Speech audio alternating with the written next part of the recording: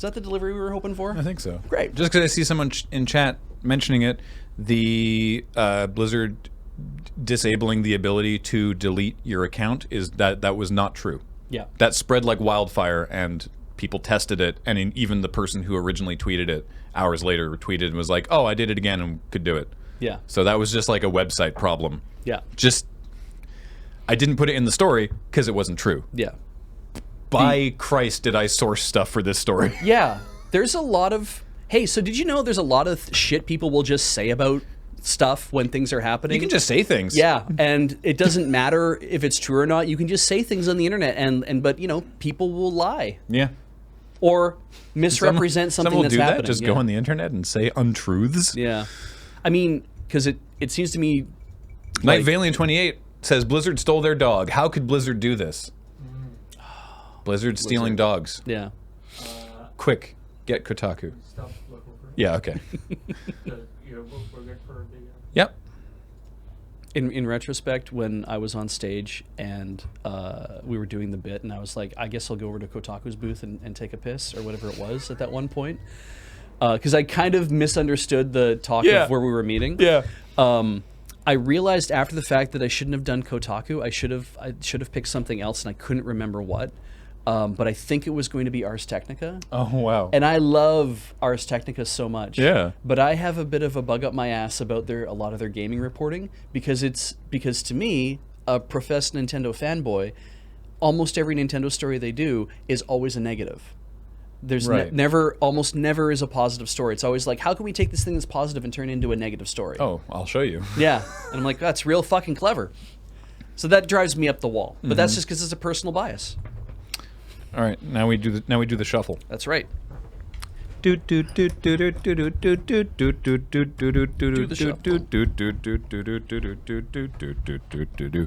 shuffle. We're just here to do the checkpoint shuffle.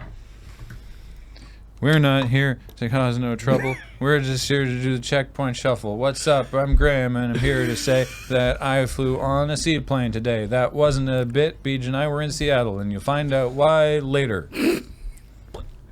Hey, everybody. I wasn't involved in that flight or that rap performance. Hey, I screwed up, Heather. Oh, Christ. It was all my fault. There are two. We're done the local recording. There are two blorps. At the very beginning, we go to Beej's story first, and he forgot. I completely forgot I was first. Coming up, he did a voice noise that was wrong. Yeah. So. I look forward to which one I get to choose. Oh, you're gonna like the first one, I think. Yeah. I mean, we did, but it was a reference to League of Gentlemen. So. All right. So stories. I mean, okay. So I feel like you're pretty thorough on the Blizzard. I think so. There are so many little other bits and bobs that came elements. on. Yeah, like the riot thing I threw in like minutes before we went to air because I was just like, that's really interesting to me because everyone's like, oh, well, you know, Tencent owns 9% of Blizzard Activision. Yeah. It's like, yeah, they also own 40%, 48?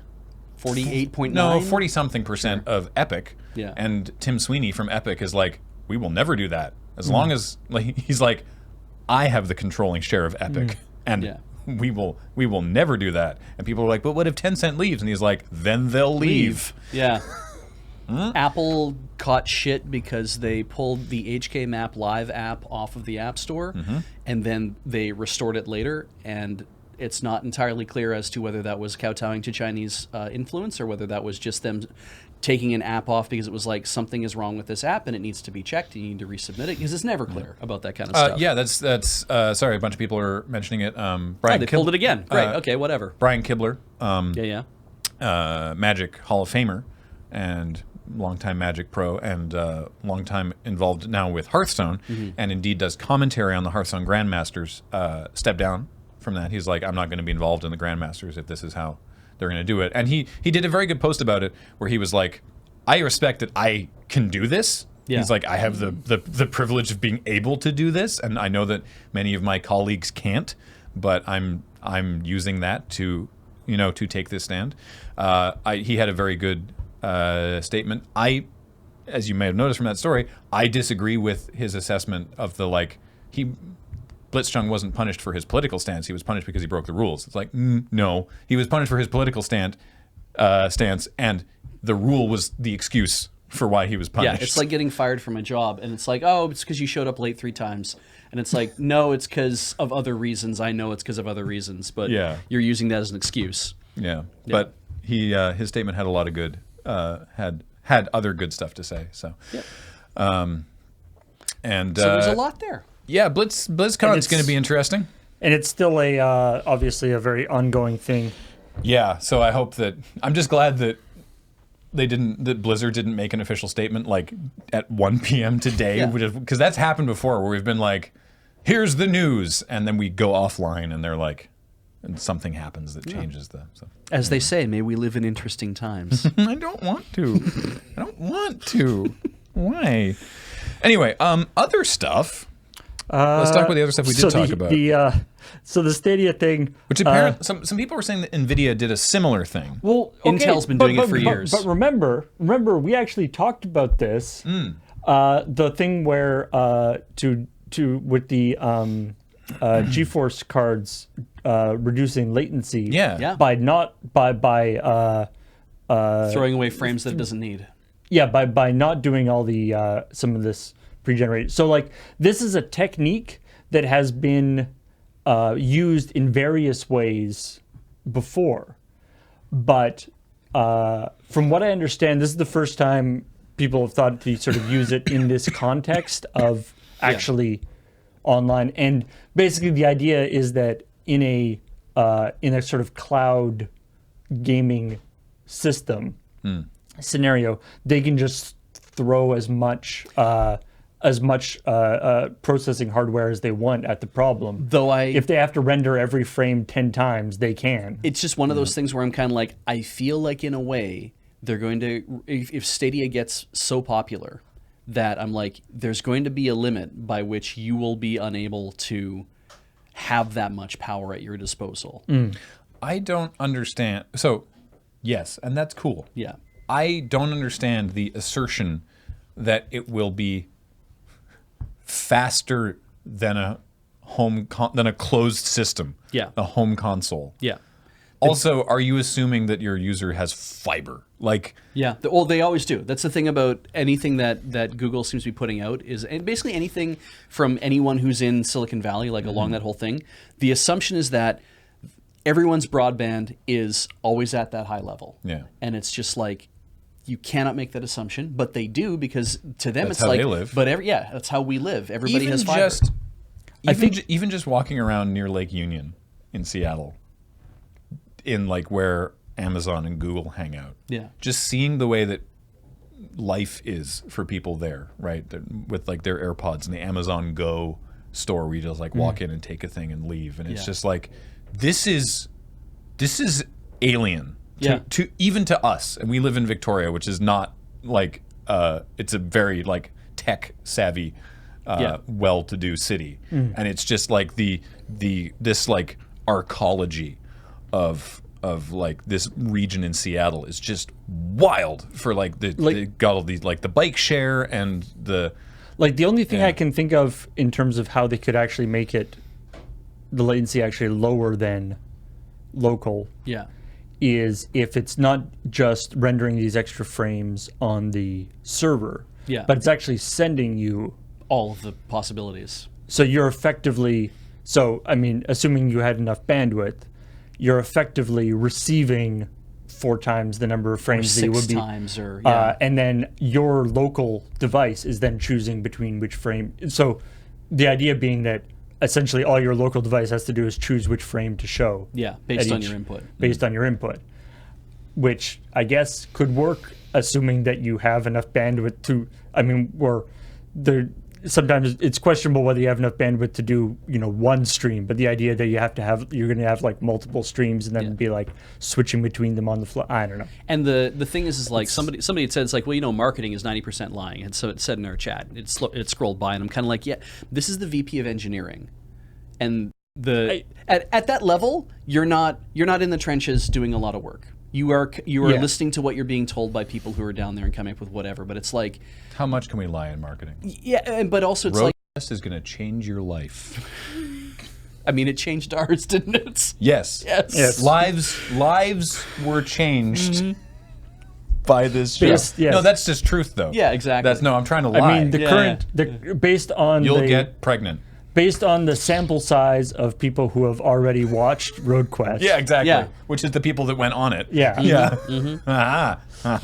Perfect. But it certainly is the kind of thing where it's like a VP, at the executive level, of course, they're going to say things that are positive about the company because they realize that kind of depends on whatever. But they're also, generally, you're working off of information that you're being supplied by the people who work under you. You're not being informed by the marketing department. We need you to say this and that. Although I feel like that's the kind of thing where when like the higher up or something says something like Are we negative. streaming at 60? I don't think we're streaming at 60. I mean, I think we stream at 30. we normally do. We stream at 60? No, we normally stream at 30. That's what I thought. Okay. It's possible that it somehow got set to 60 by Sorry, mistake. Maricat was using that as an example. But the I could see the situation where I can imagine like a CEO or a executive being like, yes, it is going to have negative latency, and then all the engineers being like, oh, That's not how we would have put it, but that's not a thing. Yeah. I mean, basically doing the GIF, yeah. being like, oh. It's like maybe they said at some point, it is almost Effectively. it is almost as if it has this, Yeah. and then it somehow through the process of telephone or whatever, it's worked out to, yes, this is what's going to happen. Which is of course what my character was doing in Commodore Hustle. It's actually going to go back in time. Yeah. I make a prediction now that there's no goddamn way they make this happen effectively. No. And I said the word effectively because I'm kind of like, I bet you'll be able to make something really cool work in a lab. You will not be able to make this work at scale for everybody who wants to play this thing, or even the majority of people. Forget the negative latency, whatever thing. They're like running better than your local system. I'm still heavily in the skeptic column of the cloud gaming. Like back in the day, I was like super into the idea of the like cloud gaming, and the whatever 5 other large scale rollouts that people have tried have all like none of them have worked at all. Yeah. Has made me somewhat skeptical of the whole process. Yeah. TXC2 is a little less There's- bullish than even you. Just says Stadia cannot and will not work. There are certain fundamental like universal constants in the speed of light that limit certain aspects that you just can't get around. Yeah. Oh, yeah, that's right. OnLive. Yeah, I remember OnLive. Yeah, OnLive was like one of the first, if not the first. Anyway, We also talked about the man who stole things from Valve, which I mostly just... There's just so many teeny details of that story that I love. For the fact the police report mentions the skillfully packed Geo Prism, really, it made Beej and I crack up when we were writing. and of course that not only is there a replica minigun, but that's the replica minigun got stolen. Like, Yeah. what was the? I Also- guess he was gonna like, how do you fence a replica minigun, That belongs to Gabe Newell, which Yeah. which previously only seen in like a photo shoot that they did? I was pretty sure that this minigun, because it wasn't clear in the headline or whatever that was a replica, so I just assumed it was how he maintains power in the flat hierarchy of Valve. Oh, I see. Yeah. It doesn't even look like a replica so much as like, like a series of pipes there welded are- together. There are 2 levels of administration at Valve. There's everybody, and then there's the guy with the minigun. Yeah, yeah. It's like Wolfenstein. Yeah. Yeah. Then... Dramatic readings of of patch notes. Well, Beej played me a clip, and it wasn't just that they got their narrator to be like, here are the patch notes for this. It was he's like acting his butt off. yeah. Yeah. Like version 7.8. It was like he was really like Yeah. selling it. Yeah. And yeah, Beej pitched me on the idea of Bungie doing like Destiny patch notes read aloud by by someone. I mean, And Even just being they able- feel like lore. yeah. Even being Yeah. able to just listen to your patch note to the patch notes as like a podcast. Yeah. yeah. Especially, I can imagine. Especially like I love the patch notes from like fighting games and stuff, because the patch notes are always like this move changed it by 1 frame. Yeah.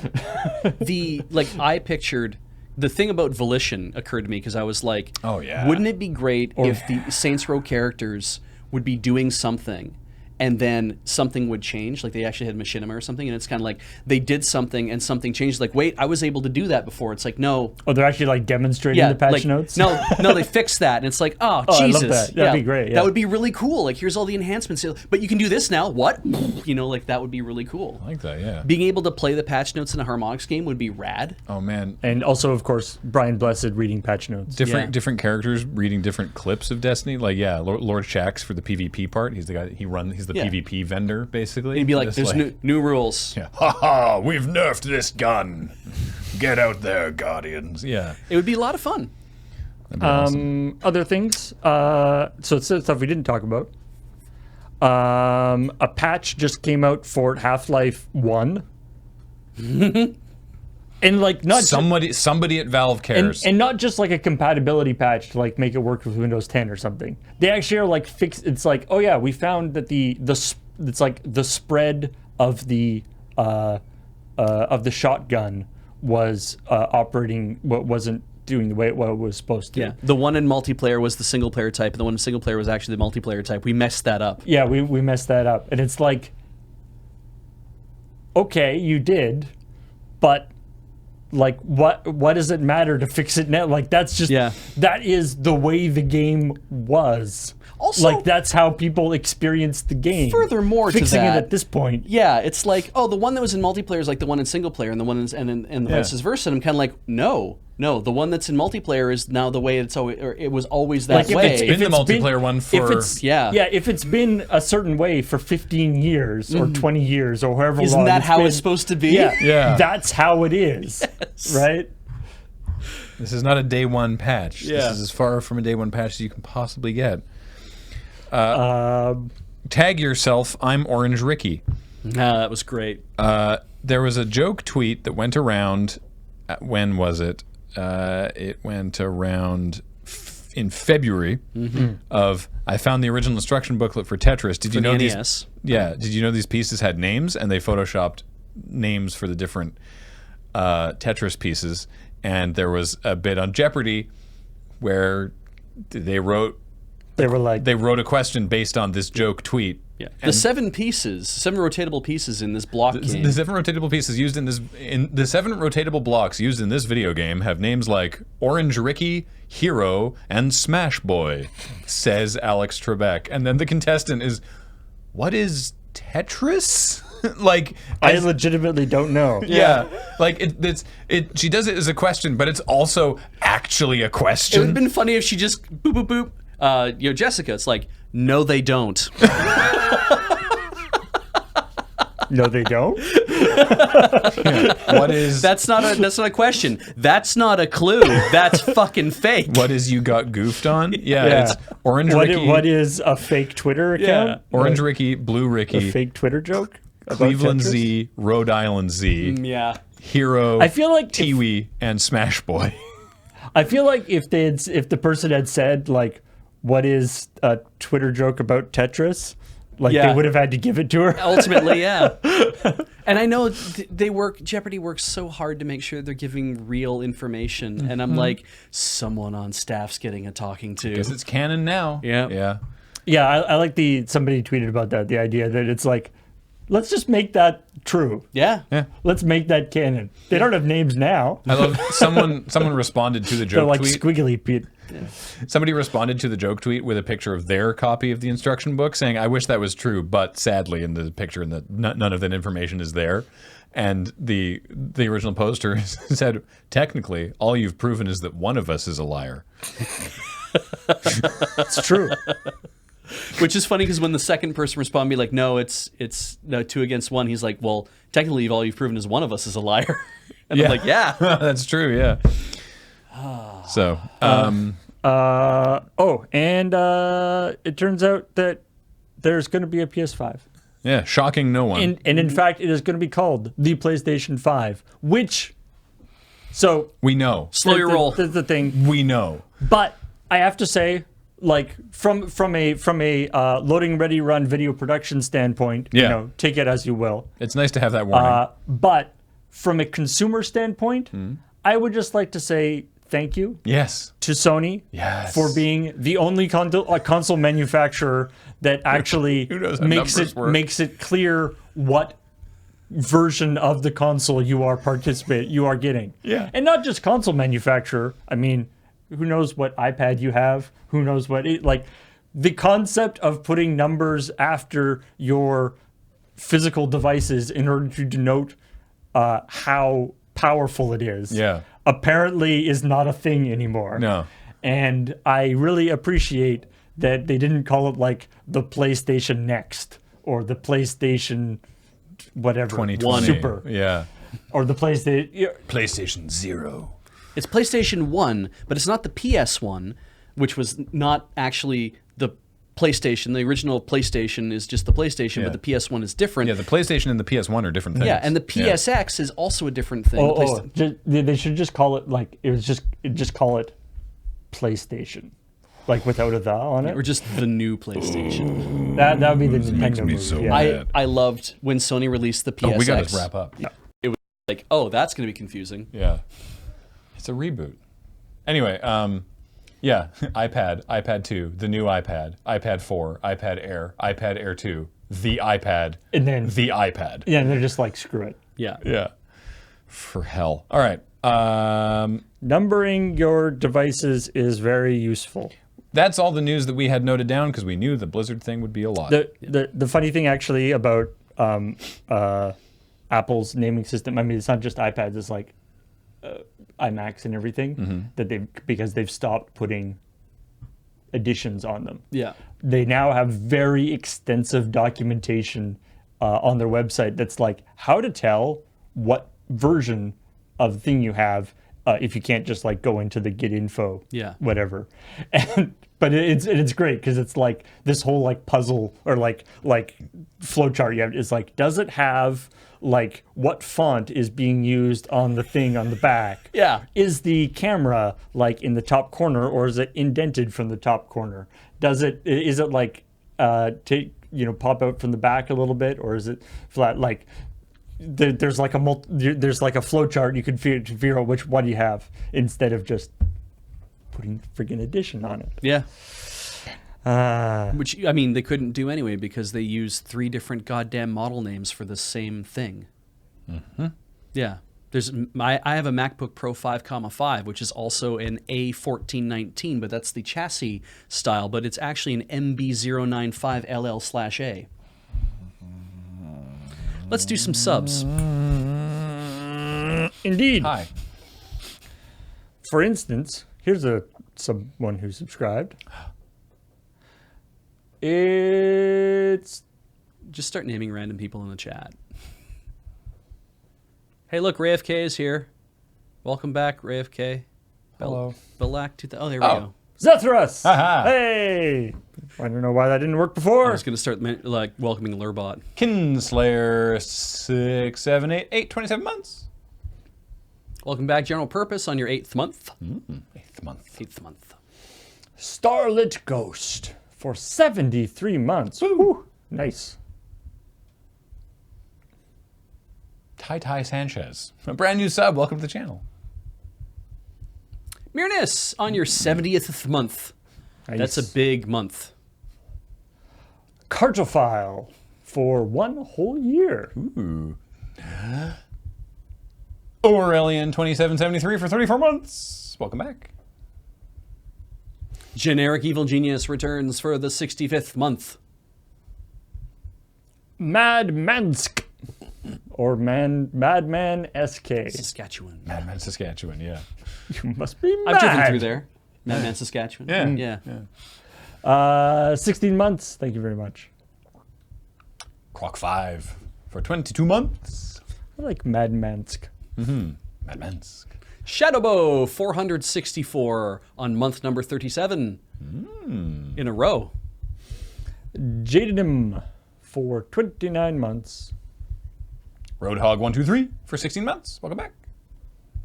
And welcome back, Miku Risea for 13 months. Ryan restarted. Ryan restarted for 24 months. Zale 250 for 32 months. Welcome back. Welcome back, Notimagain, for 69 months. I can't dab with my co-hosts here. Put an eye. Drings 513. I'm so happy you have disposable income in the Maricat. And apparently there are a lot of drings. Oh, yeah? I don't get it. Because I said drings instead of brings. God. Space Potato 1 for 51 months. Welcome back. Maricat, that's amazing. Ah, that's amazing too, the Maricat. Starlit Discord, Blood for the Core Lab, Zau, Orion's Rise 1, and 7 Gorobei all got gift subs from the Maricat. Thank you and welcome. Starlit Discord related to StarlitGhost? Or are they just all sorts of Starlit things? Cousins. Talos 2912 for 26 months. Psychic Ketchup for 68 months. Welcome back. It knows what you're going to do. That's why it stays in the bottle and you can't come out. No. Look out! It's MJF16 showing up in the chat for the first time, I imagine. Thanks for the new sub. Gallium 71 for 64 months. Night Valian 28 for 68 months. Welcome back. Soon. Keith Skrick for 16 months. A perfect square. Aldenus for 20 months. Thank you very much. Elder Atropos 61 months. Welcome back. And a big welcome back to Lucien 0451 for 15 whole months. Ascended 8 for 3 months. Yeah, I didn't get that. That's good, though. Inky Raven 32 months. Welcome back. Welcome back. 11 dot 28 months. ... Rustenskurk. My skirk is rusting. Should For get it up on 18 blocks. months. Yeah. Pixie? 19 months. Pixie, welcome back. It's like you lost the connection halfway through that. Yeah.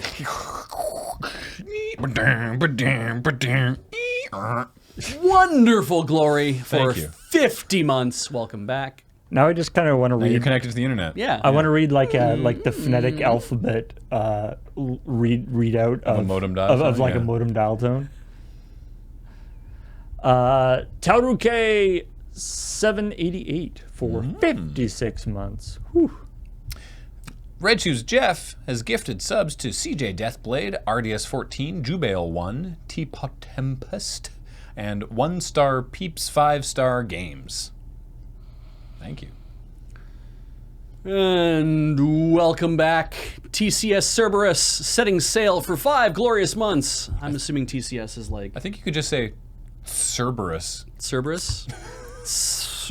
Oh, I see. The TCS are silent. Sir Urbaru for 5 glorious months.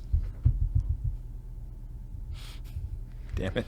And 150 bits from Lord Crusher and Xanatos 69. Oh, Liftham1 with a 5-month resub in under the wire there says, Sneaking in "Aw, there. dang." All right, don't go away. This is gonna go away, and then it's gonna come back momentarily with magic. Oh, Big Core 917 with a 30-month resub as well, with some magic, and I'll actually be joining in on some of that as well. So, yeah, don't go away. I'm going to have a nap. Sounds great. Gonna sleep off them muffins. Yeah.